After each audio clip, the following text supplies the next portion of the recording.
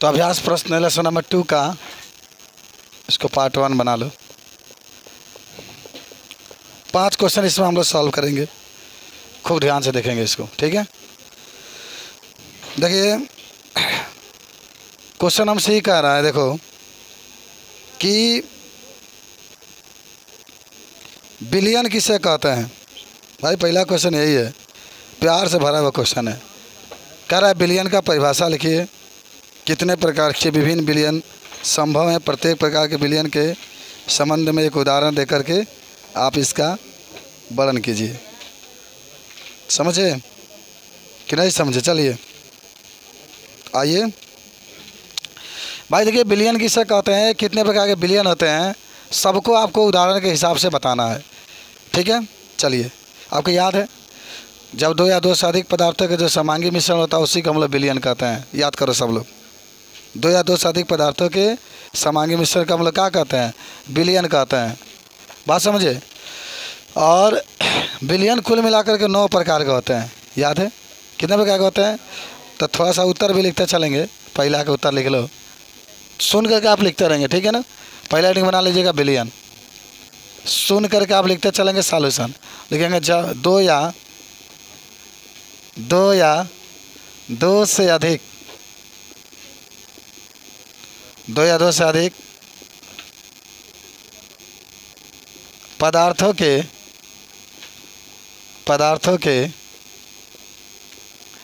समांगी मिश्रण को बिलियन कहते हैं। बिलियन कहते हैं।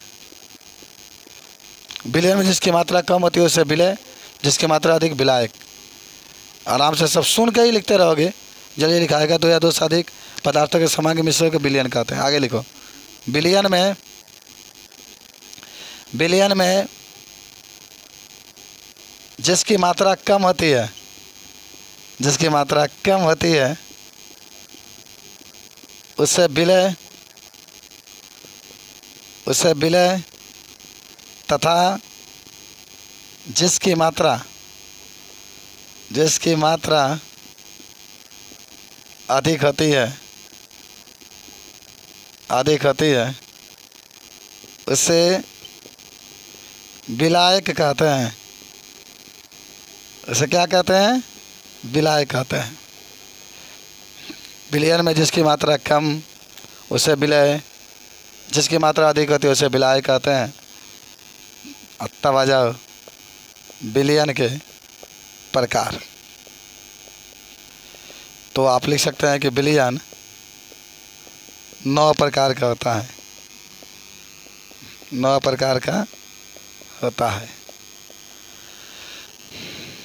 बिलियन कितने प्रकार का होता है? 9 प्रकार का। नोट कर लीजिए।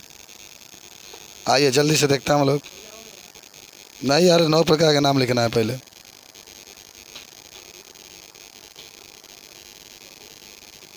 चलो मिटाए सब मिटा दें। मिटा रहे हैं, लिखा गया सबका ना। चलो भाई, बिलियन के प्रकार में सुनो, ऐसा बना लीजिए सब लोग। एक में लिखेंगे बिलियन के प्रकार, बिलियन के प्रकार। एक में आप लिखेंगे विलय, भाई जिसकी मात्रा कम होती है। एक आप लिखेंगे विलायक, और एक आप लिखेंगे उदाहरण। ये रहेगा जलवा, और जलवा से आप दूर नहीं जाएंगे। जलवा। एक होगा गैसीय विलयन। क्या आपको याद है गैसीय विलयन के बारे में? जब विलायक गैस हो, बस इतना जानिएगा, जब विलायक गैस हो तो इसको हम लोग गैसीय विलयन कहते हैं। द्रव विलयन भी याद होगा भाई, भुला नहीं पाएंगे इसको आप। जब विलायक द्रव हो तो द्रवीय विलयन। ठोस विलयन में विलायक ठोस हो, इसमें तो भाई गैस रहेगा। पहला भी गैस रहेगा, दूसरा भी गैस, तीसरा भी गैस, इसमें तो द्रव, इसमें भी द्रव, 3 द्रव रहेंगे। ठोस ठोस ठोस रहेंगे आप। और मिलाने वाला जो बात रहेगा गैसीय विलयन में, आप ठोस भी मिला सकते हैं, द्रव भी मिला सकते हैं, गैस भी मिला सकते हैं, ठोस भी मिला सकते हैं, द्रव भी मिला सकते हैं, गैस भी मिला सकते हैं, ठोस भी मिला सकते हैं, द्रव भी मिला सकते हैं, गैस भी मिला सकते हैं। तो चलिएगा, देखिएगा, समझिएगा। इसके उदाहरण में हो जाएगा कपूर का नाइट्रोजन गैस में विलयन। इसके उदाहरण में लिखिए कपूर का नाइट्रोजन गैस में विलयन, गैस में विलयन, विलयन। द्रव को गैस में मिला रहे हैं ना, तो क्लोरोफार्म का नाइट्रोजन गैस में, क्लोरोफार्म भाई ये कम रहेगा द्रव, क्लोरोफार्म को नाइट्रोजन में विलयन। भाई नाइट्रोजन विलयन, नाइट्रोजन अधिक है इसलिए आप मिलाने का प्रयास करेंगे। फिर आपका है ऑक्सीजन का नाइट्रोजन में विलयन, N2 में विलयन, सब N2 ले लिया गया। आइए अब आपके पास द्रव में ठोस को मिलाना है, मिलाते हैं। भाई चीनी को पानी में मिलाना, प्यारा सा उदाहरण होगा। चीनी को जल में मिलाना या जल में विलयन। भाई विलय कम होना चाहिए, जैसा आप देख रहे हैं। चलिए यही आपसे प्रश्न पूछा गया था, बीट कर गए आप। लगातार गेंद बीट करेंगे तो टीम हार जाएगी। तो जब द्रव को द्रव में मिलाते हैं तो इसी को इमल्सन कहा जाता है। इसी को हम लोग क्या कहते हैं, पायस भी कहते हैं। भाई जब ठोस में हम लोग गैस मिलाते हैं या द्रव मिलाते हैं तो इसको ठोस साल कहा जाता है। यह भी आपसे पूछा गया था। एरोसाल का मतलब बताइए यार, जब गैस में किसी चीज़ को मिलाते हैं तो उसको एरोसाल कहा जाता है। सब आपसे पूछा गया, आप पढ़ते नहीं इसलिए आप बताने में असमर्थ रहे हैं आज। तो इसको हम लोग कहते हैं द्रव में। तो जल में नहीं, शराब का जल में विलयन, दोनों द्रवावस्था में पाया जाता है, जिसी को पायस कहा जाता है, पायस, इमल्सन। गैस का द्रव में, भाई गैस द्रव में मिलाएंगे तो आप लिख सकते हैं कि ऑक्सीजन का जल में विलयन। प्यारा प्यारा सवाल हैं सब ये, ऑक्सीजन का जल में विलयन। चलिए ठोस को ठोस में, भाई इसका प्यारा सा उदाहरण है सोना को, भाई सोना को नहीं, सोना तो अधिक होता है ना, कापर को सोना में मिलाना। भाई सोना अधिक होता है, कापर को सोना में मिलाना, ठोस का ठोस में हो जाएगा। अब आपका आ जाना है ठोस को द्रव में मिलाना, यानी पारे का सोडियम के साथ अमलगम। पारे का सोडियम अधिक होता है ना, सोडियम के साथ अमलगम, उसके बाद से आपका रहेगा गैस का ठोस में। भाई हाइड्रोजन का पैलेडियम में विलयन, हाइड्रोजन का पैलेडियम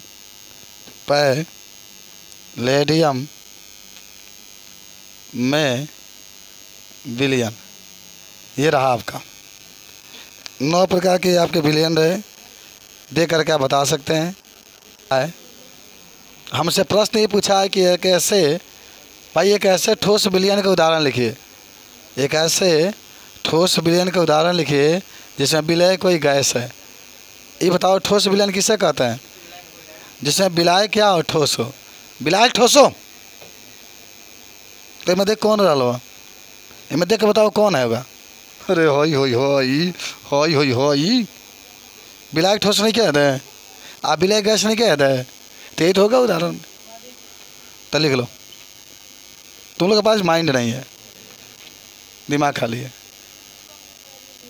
हाइड्रोजन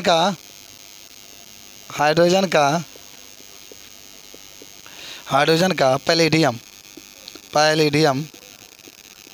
धातु में विलयन ठोस विलयन का उदाहरण है। ठोस विलयन का उदाहरण है। ठोस विलयन का क्या है? उदाहरण है। जिसमें गैस का है भाई विलय है। जिसमें तुझमें रब दिखता है यार, मैं क्या करूं, जिसमें गैस विलय है, गैस विलय। चलो हो गया बात, सिंपल से बात आपका, बहुत सिंपल सा था, दिमाग आप लगाइए। चले भाई तीसरा के पास चलते हैं, खुद आप लोग बताने का प्रयास करेंगे। निम्न पदों का परिभाषा लिखना है। मोल अंश के बारे में पूछ रहा है, याद है आप लोग को? भाई मोल अंश में क्या होगा, क्या होता है मोल अंश की परिभाषा बताइए? मोल अंश को अंग्रेजी में क्या कहते हैं? विलय के अंग्रेजी में क्या कहते हैं?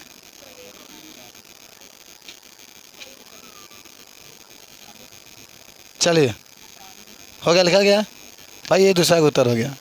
चलो आजा दमादान। क्वेश्चन नंबर 3 पर आते हैं। भाई 3 में परिभाषा आपको बताना। एक बार तो मोल अंश का पूछ दिया है ना, अंग्रेजी में मोल फ्रैक्शन कहते हैं इसको। और बी नंबर में मोललता, मोललता आपको बताना है। सी नंबर में मोलरता, मोलरता आपको बतानी है।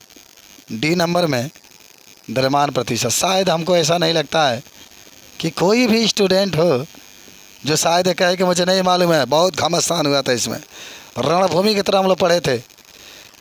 और आज एक बार आपको हम बताते चल रहे हैं। 4 आपका दिया गया है, चारों का परिभाषा आपको बताना है, ठीक है। मोल अंश, मोललता, मोलरता, द्रव्यमान प्रतिशत। आपको याद होगा सबसे पहला जो बात होगा मोल अंश, अंग्रेजी में हम लोग कहते हैं मोल फ्रैक्शन, मोल फ्रैक्शन। तो क्या कहोगे? किसी बिलियन में उपस्थित विलय के मोलों की संख्या, याद करो, किसी बिलियन में उपस्थित विलय के मोलों की संख्या और बिलियन के मोलों की संख्या के अनुपात को क्या कहते हैं? मोल अंश कहते हैं। क्या कहते हैं? मोल अंश कहते हैं। लिख लो। किसी, भाई एकदम छोटा सा, किसी बिलियन में उपस्थित विलय के मोलों की संख्या, विलय के मोलों की संख्या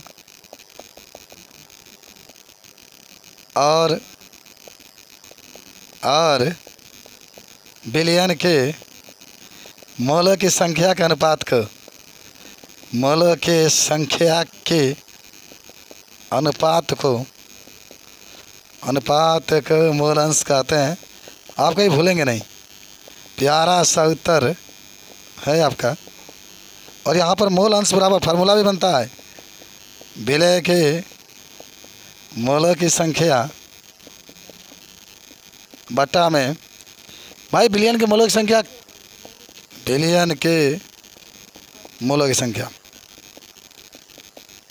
और बिलियन तो निकालने के लिए विलय और विलायक दोनों को जोड़ देते हैं हम लोग।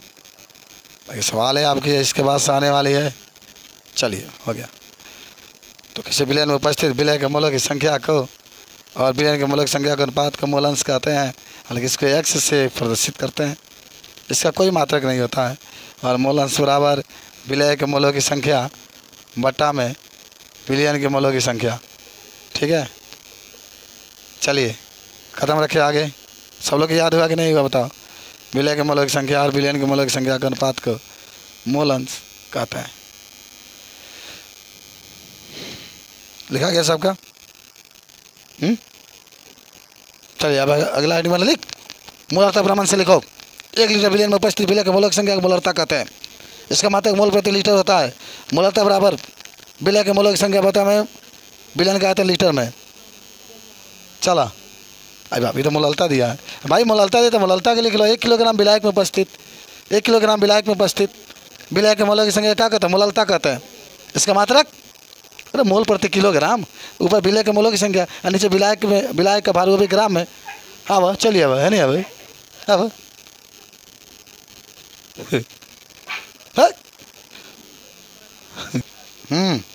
मो, तभी नंबर आ जाओ मोललता। मोललिटी कहता है अंग्रेजी में ले ली टिक टिक टिक टिक टिक टिक टाक टिक टाक। चलिए, 1 किलोग्राम विलायक, 1 किलोग्राम विलायक में उपस्थित विलय के मोलों की संख्या को, विलय के मोलों के संख्या को मोललता कहते हैं। चलो क्या कहते हैं हम लोग? मोललता कहते हैं। इसका मात्रक बोल दो।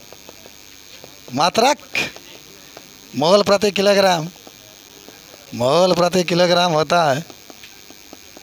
चलो अब इसका सूत्र देख लो।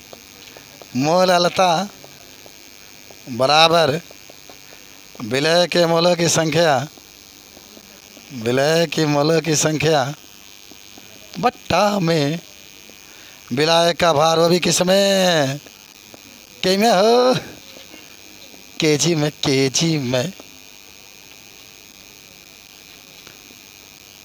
चलिए हो गया। तो बहुत आसान सा प्यारा सा छोटा सा परिभाषा। मोललता को जब भी कहेगा तो 1 किलोग्राम विलायक में उपस्थित विलय के मोलों की संख्या को मोललता कहते हैं। मोललता बराबर होता है विलय के मोलों की संख्या बटा में विलायक का भार, वो भी किलोग्राम में। ठीक है, ठीक है, लिखा गया सबका। अब आइए लिखेंगे मोलारता। मोलारता आपके नेक्स्ट 3 नंबर है। ठीक है, मिटा रहे हैं, नहीं लिखा है क्या ये? जल्दी लिखो भाई। 1 लीटर बिलियन में उपस्थित, याद करिएगा भाई, ये बहुत आसान है यार। 1 लीटर बिलियन में उपस्थित विलय के मोलों की संख्या क्या कहता है? मोलारता। लिख लो, 1 लीटर बिलियन में उपस्थित विलय के मोलों की संख्या को, विलय के मोलों की संख्या को मोलारता कहते हैं। मोलारता कहते हैं। चलिए, मोलारता कहते हैं, याद करिएगा। इसका मात्रक बोल दो भाई, मोल प्रति किलोग्राम। हाँ, एकदम सही लड़का बोला है। मोल प्रति लीटर, सही बोलता है जो भी बोलता है, सोच समझ कर। चलो भाई, सूत्र क्या लिख सकते हैं? मोलारता बराबर, मोलारता बराबर विलय के मोलों की संख्या, विलय के मोलों की संख्या बट्टा में विलियन का आयतन, लीटर में, लीटर में। दारू पीते हो कि नहीं तुम लोग? पीना चाहिए भाई, डूब मौत जिंदगी के लिए आप नाम भी सुने होंगे। तो मोलारता आप करा हो गया, लिखा गया सबका। मैं फट जाने दो, नया खरीदाएगा सब। द्रव्यमान प्रतिशत आ जाओ, लिखा गया, लिखा गया। द्रव्यमान प्रतिशत आ जाओ। चलिए डी पर आ जाते हैं।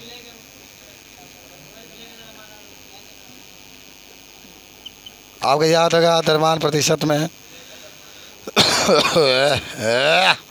जब विलय के द्रव्यमान को और विलयन के द्रव्यमान के अनुपात को प्रतिशत में व्यक्त किया जाता है तो इसे द्रव्यमान प्रतिशत कहते हैं। बहुत सिंपल सा, विलय के द्रव्यमान और जो विलयन के द्रव्यमान होता है उसका अनुपात को जब प्रतिशत में व्यक्त किया जाता है तो इसे द्रव्यमान प्रतिशत कहते हैं। जल्दी से, जब विलय के द्रव्यमान, विलय के द्रव्यमान और विलयन के द्रव्यमान के अनुपात को और विलयन के द्रव्यमान के अनुपात को प्रतिशत में व्यक्त किया जाता है, प्रतिशत में भाई व्यक्त किया जाता है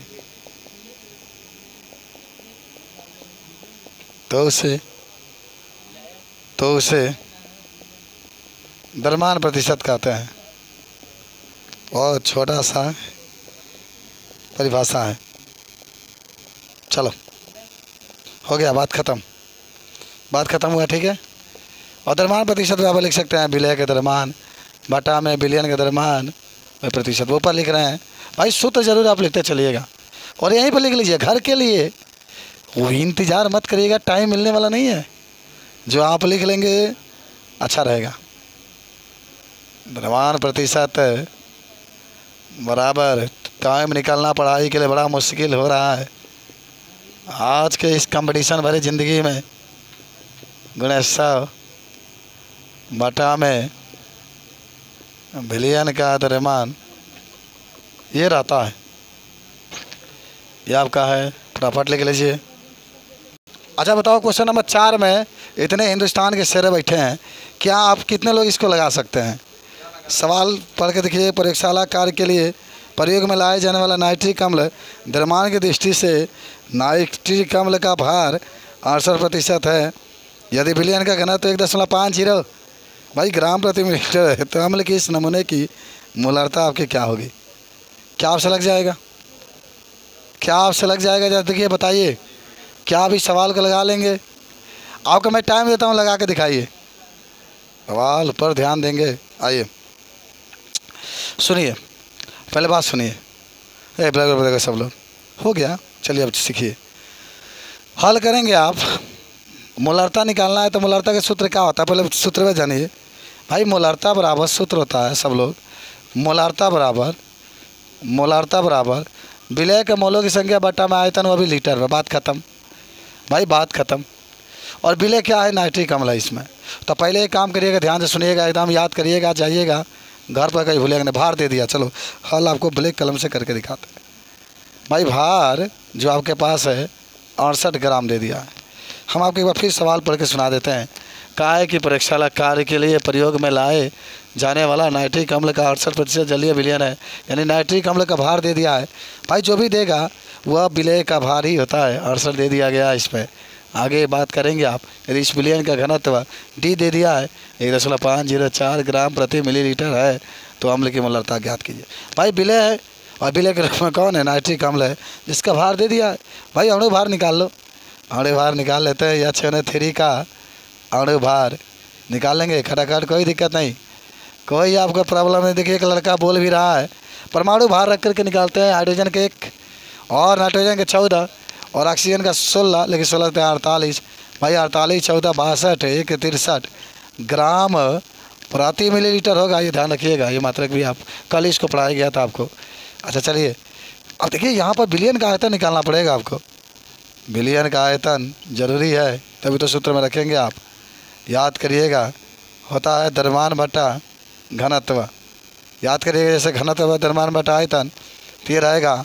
और आपके सामने नज़र आ रहा है द्रव्यमान 100 ग्राम लेते हैं हमेशा। आप बिलियन का भाई द्रव्यमान चाहे भार आप बात करेंगे 100 ग्राम लेंगे, क्योंकि जब प्रतिशत की बात करता है तो बिलियन 100 ग्राम होता है।